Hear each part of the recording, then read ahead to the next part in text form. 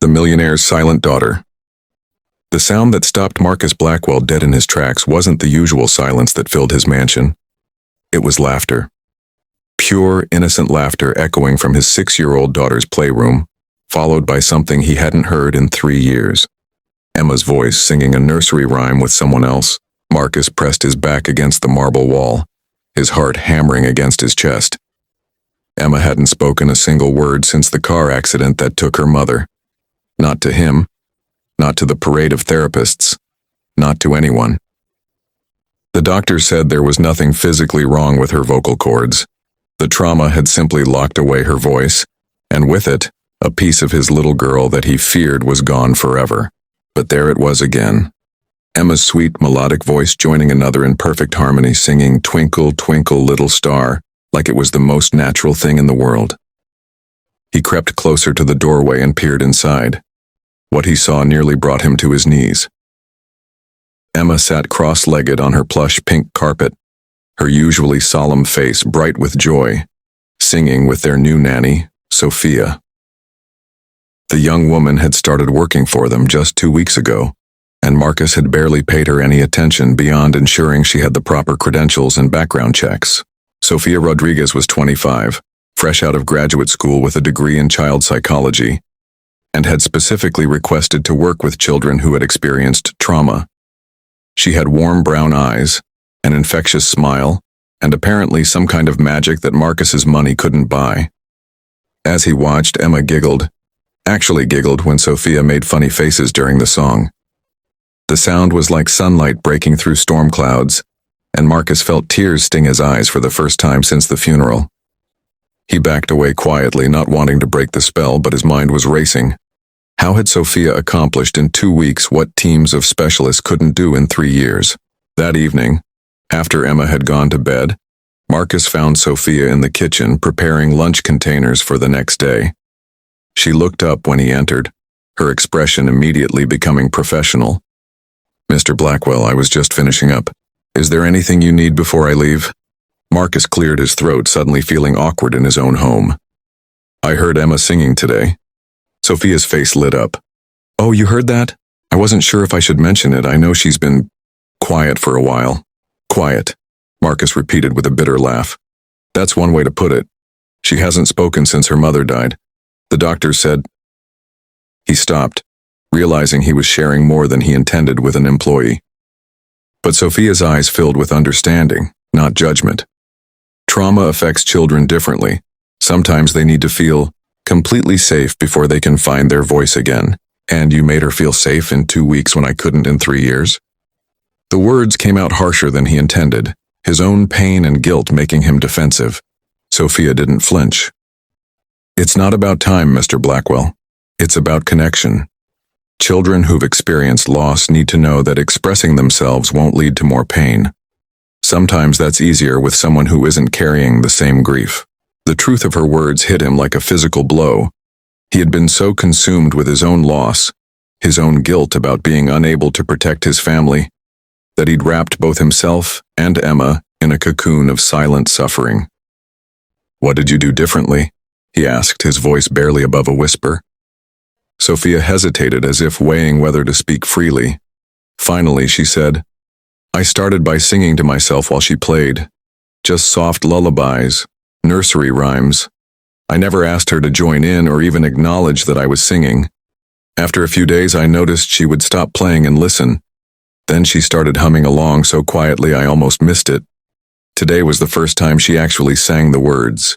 Marcus sank into one of the kitchen chairs, suddenly feeling exhausted. "I used to sing to her. Before everything changed. Her mother and I would sing her to sleep every night. Maybe that's exactly why she needed to hear it from someone else first," Sophia said gently. "Sometimes we have to rebuild trust with joy itself before we can share it with the people who matter most."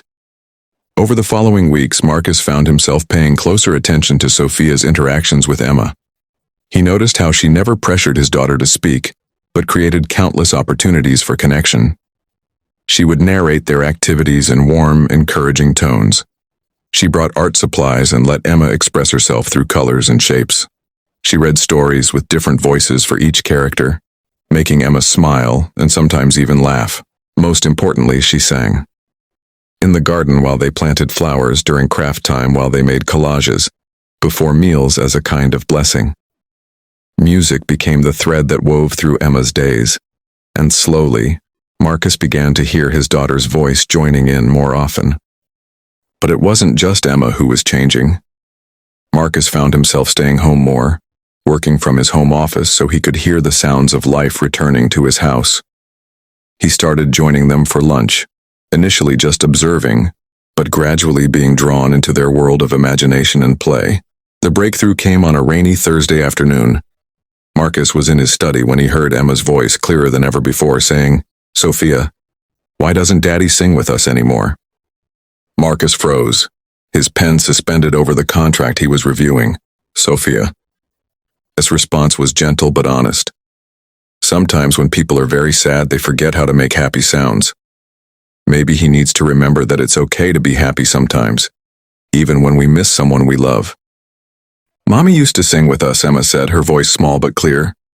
"I bet she did. And I bet she had a beautiful voice just like you. Daddy cries sometimes when he thinks I'm sleeping." Marcus closed his eyes, his chest tight with emotion. "It's okay to cry when we miss someone," Sophia said. "That means we loved them very much. But it's also okay to sing and laugh and be happy. The people we love want us to find joy again." That evening, Marcus knocked on Emma's bedroom door during story time. Sophia was sitting on the edge of the bed, a picture book open between them. "Daddy," Emma exclaimed, her voice bright with surprise. It was the first time she had directly addressed him in 3 years. Marcus felt his knees weaken, but he managed to walk over and sit on the other side of the bed. "Hi, sweetheart, can I listen to the story too?" Emma nodded enthusiastically and scooted over to make room for him. As Sophia continued reading, Emma gradually migrated closer to Marcus until she was leaning against his side, her small hand resting on his arm. When the story ended, Sophia began to stand up, but Emma caught her hand. "Sing the bedtime song," she requested. Sophia glanced at Marcus, who nodded. As she began to sing the lullaby that had become their ritual, Emma looked up at her father with hopeful eyes. "You know this one, Daddy," she whispered. Marcus's voice was rusty from disuse, but he joined in, his deep baritone blending with Sophia's soprano and Emma's sweet treble. For the first time in 3 years, their home was filled with harmony.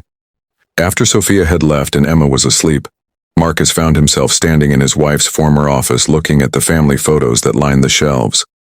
For so long, these images had been sources of pain, reminders of what he'd lost. But tonight, he saw something different.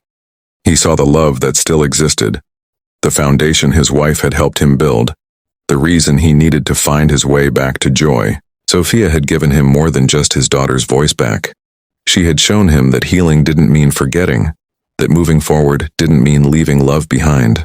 The next morning, Marcus made a decision that surprised even him. Instead of heading to his office, he stayed for breakfast and asked Sophia if she would teach him some of the songs she'd been singing with Emma. "I want to be part of this," he said simply. "I want to learn how to make my daughter smile again." Sophia's eyes sparkled with approval. "Music is a language of connection, Mr. Blackwell. It might be the most important thing you'll ever learn." As weeks turned into months, the Blackwell household transformed. Laughter became common. Conversations flowed naturally, and music was woven into the fabric of their days. Emma not only spoke regularly but had become a chatterbox, making up for 3 years of stored words and thoughts. Marcus found himself changing too. He worked fewer hours, prioritized family dinners, and discovered that success meant nothing without people to share it with. He also noticed that his appreciation for Sophia had grown beyond professional respect. Her wisdom, kindness, and the way she had brought his family back to life had awakened feelings he thought he'd buried with his wife. But with these feelings came guilt and confusion. Was it fair to his wife's memory? Was it appropriate given that Sophia was his employee? Was he simply transferring his gratitude into something it wasn't meant to be? The answer came one evening when Emma, in her newfound boldness, made an observation that stopped both adults in their tracks. "Sophia, do you think you could be my mom too?" The innocent question hung in the air like a delicate soap bubble, beautiful and fragile. Sophia's face flushed and she looked helplessly at Marcus. But before either adult could respond, Emma continued, I know my real mommy is in heaven, but she would want me to have someone to sing with, and Daddy needs someone to make him smile like you do." From the mouths of babes came the wisdom that two adults had been too afraid to acknowledge. That night, after Emma was in bed, Marcus and Sophia had their first real conversation about the elephant in the room. The feelings that had grown between them, built on a foundation of shared love for a little girl and mutual respect for each other's hearts. "I never expected this," Sophia admitted.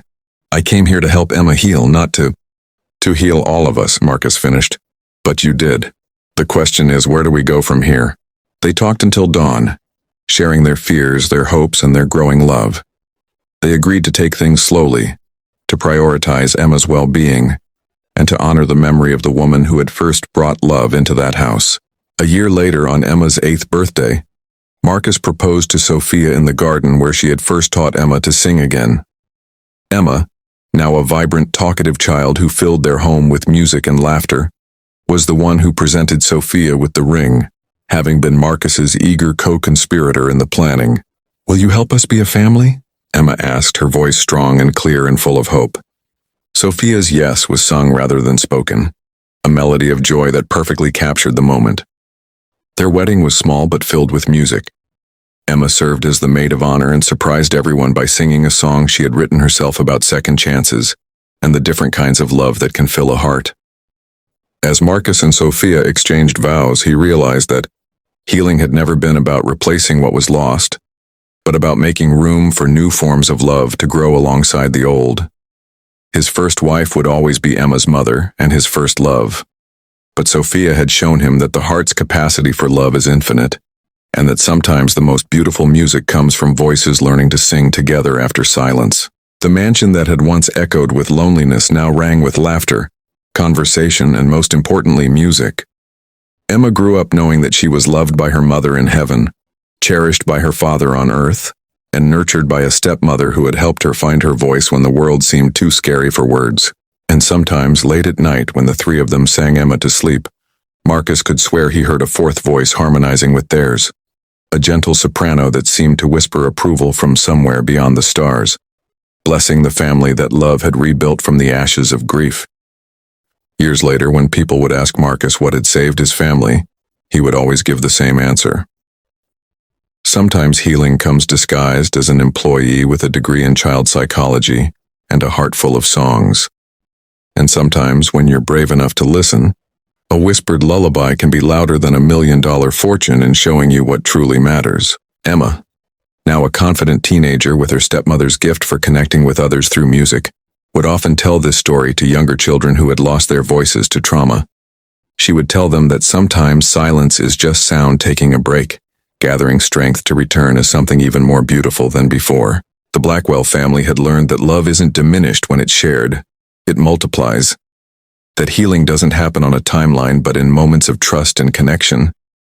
And that sometimes the most profound transformations begin with something as simple as a song shared between two voices brave enough to sing together in the darkness. Thank you for watching this heartwarming story about the healing power of love, music, and second chances. The journey of Marcus, Emma, and Sophia reminds us that sometimes the most beautiful transformations happen when we least expect them. And that opening our hearts to new possibilities doesn't mean forgetting the love we've already known. What did you think of Emma's transformation and the way music became the bridge that connected this family? Have you ever experienced a moment where someone unexpected brought healing into your life? I'd love to hear your thoughts and experiences in the comments below. If this story touched your heart, please give it a thumbs up and share it with someone who might need to hear about the power of second chances. Don't forget to subscribe to the Trillionaire in Love for more inspiring stories about love, family, and the extraordinary moments that change our lives forever. Hit that notification bell so you never miss a story that might just be exactly what you need to hear. Until next time, remember, sometimes the most beautiful music comes from voices learning to sing together after silence.